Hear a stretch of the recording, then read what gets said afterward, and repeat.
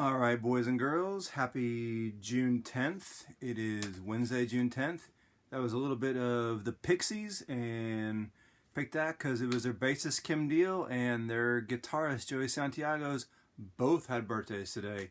That song was called The Happening. They had a little album. They're always kind of weird band, but they kind of went into some deep alien stuff, and that was about a story they made up about an alien landing in the Las Vegas Strip. So that'd be something to see. As you also see, I have got Coach Jones chicken. So if y'all don't know, Coach Jones has an amazing supply of rubber chickens in his assemblage back in the PE. So thought y'all might want to see that. All right, history today. What is history today? I need to make my notes. It was what's the official name of it? In 1960, there's two important days, two important things happened in civil rights, which seemed appropriate, on June 10th.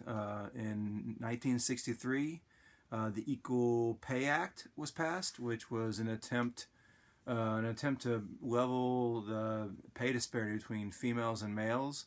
It was about 59 cents on the 59 cents compared to $1 for males back in 1963. It's somewhere, depending upon what you look at, 79 to 80 cents, so we still have ways to go. But that was an attempt, one of the first attempts back in 1963 under President Kennedy to rectify that. And so we're still working on that. It was also the very next year, in 1964, a filibuster ended in the U.S. Senate for the Civil Rights Act of 1964. And this was when LBJ, Lyndon Baines Johnson, was president. He, of course, went to Texas State, thus LBJ, the LBJ street you see running through town, is named after him. He became president after Kennedy, and it was an interesting fight because the Civil Rights Act is basically going to be really start dismantling Jim Crow and segregation and these really like overt racist laws that we had. If you remember Brown versus Board of Education in the 50s, it kind of declared it unconstitutional. But it really hadn't had, it's still in the South, but still had a long ways to go. And the filibuster is when basically people in the Senate get up and continue to talk and make so no business can happen so they can't pass the law. And this filibuster was going on like almost 60 days. And on June 10th, 1964, the filibuster was broken by a Senate vote. I think there's 100 senators, 2 from each state. So you need 2/3 majority to break a filibuster, and they got 71 votes. And it was a weird mixture of what you had going on was the Deep South really wanted to continue to be a segregationist. But LBJ, of course, was from Texas, so he was working some deals between getting some Southern people, he was a Democrat, getting some Republicans to support it, and getting this coalition of liberal Democrats from the North. And so anyway, it all came together, and on today, in June 10th, 1964, the Civil Rights Act is going to be passed, or not going to be passed. The filibuster's broke. It's going to be passed a couple weeks later, signed into the law. An important step to actually live up to our ideals and Declaration of Independence of life, liberty, pursuit of happiness for everyone.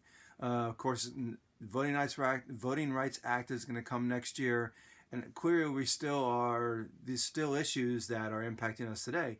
Like I said, the important part about history, in my mind, or one of the main important, is like, how has it shaped what's going on today so you can better understand events that are going on today? And so we've had civil rights has been kind of ever increasing umbrella of who the foundational like ideals of our country of liberty and equality. Who does that mean for? And and we've gradually expanded to hopefully include more and more people. Like women didn't get the right to vote till 1920, right? And so this is going to be an important, really important step on making civil rights for minorities, which of course theoretically were granted by the 13th, 14th, and 15th Amendment after the Civil War, but it's going to take a long time for those to actually be impacted. So what you had was basically if you have a a law in the books, but it's not enforced, what's that law good for? Well, the Civil Rights Act is going to be an important step to actually making us enforce the law as we intended to. You know, equal rights for all. That's what we should be all be about, right? Right? One birthday today, Ashwin Cross. Happy birthday.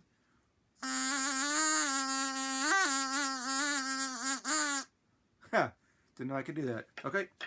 I'm also going to read a Billy Collins poem. Remember my favorite poet, Billy Collins? Haven't read a poem in a while, so this is a funny one called Cheerios. Cheerios. One bright morning in a restaurant in Chicago, as I waited for my eggs and toast, I opened the Tribune only to discover that I was the same age as Cheerios. Indeed, I was a few months older than Cheerios, for today, the newspaper announced, was the 70th birthday of Cheerios, whereas mine had occurred earlier in the year. Already I could hear them whispering behind my stooped and threadbare back. Why, that dude's older than Cheerios, the way they used to say, why, that's as old as the hills. Only the hills are much older than Cheerios, or any American breakfast cereal, and more noble and enduring are the hills. I summarized as a bar of sunlight illuminated my orange juice. That's Cheerios by Billy Collins. Alright, now we're going to finish on the four-way test. The four-way test of the things we think, say, or do. Is it the truth? Is it fair to all concerned? Will it build goodwill and better friendships? Will it be beneficial to all concerned? It's summer, there's no official virtue, but like I said, I'm going to repeat. Y'all take good care of each other, take good care of your families, help out around the house, do some chores, make sure to read, make sure to laugh a lot, make sure to smile. Smiling's really good for you. Be healthy, be nice, and take care of yourself, and get outside and exercise. And if I hadn't said before, keep on reading. All right, miss you guys. Bye.